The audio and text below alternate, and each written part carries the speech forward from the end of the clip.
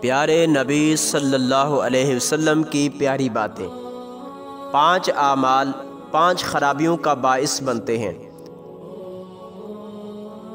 Number 1، جب کوئی قوم وعدہ خلافی کرتی ہے تو اللہ تعالیٰ ان پر ان کے دشمن کو مسلط کر دیتا ہے۔ نمبر 2، جو لوگ اللہ تعالیٰ کے احکامات سے ہٹ کر فیصلہ کرتے ہیں اللہ تعالیٰ ان پر غربت کو نازل کر دیتا ہے۔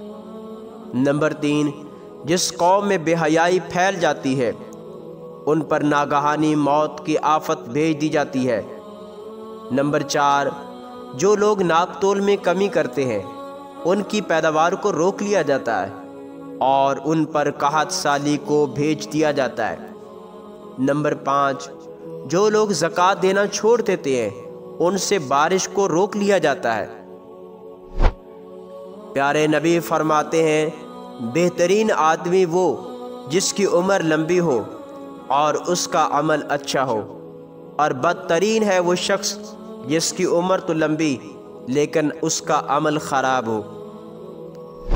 حضور نے فرمایا، جو چیز تجھے شک میں ڈالے تم اسے چھوڑ دو، اور جو چیز تجھے شک میں نہ ڈالے تم اسے اختیار کر لو۔ بے شک سچائی میں اطمینان ہے اور جھوٹ میں ہلاکت ہے۔ پیارے آقا علیہ السلام نے فرمایا، وقفے سے ملا کرو، اس سے محبت میں اضافہ ہوتا ہے۔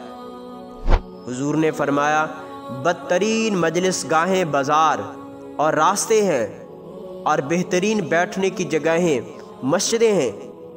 اگر تم مسجد میں نہ بیٹھ سکو تو اپنے گھر میں ہی رہو۔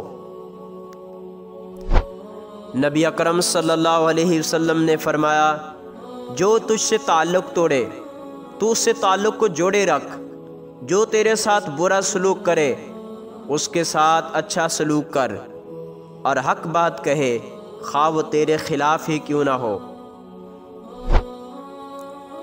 پیارے آقا صلی اللہ علیہ وسلم فرماتے ہیں، پہلوان وہ نہیں جو مد مقابل کو بچھاڑ دے، بلکہ پہلوان تو وہ ہے جو غصے کے وقت اپنے نفس پر قابو پا لے۔ فرمایا، استخارہ کرنے والا کبھی بھی ناکام نہیں ہوتا، مشورہ کرنے والا کبھی بھی شرمندہ نہیں ہوتا، اور میانہ روی اختیار کرنے والا کبھی بھی تنگ دست نہیں ہوتا۔ فرمایا، جس سے مشورہ طلب کیا جائے وہ امانت دار ہے، پس جس سے مشورہ لیا جائے اسے چاہیے کہ وہ مشورہ دے جو اپنے لیے پسند کرتا ہے۔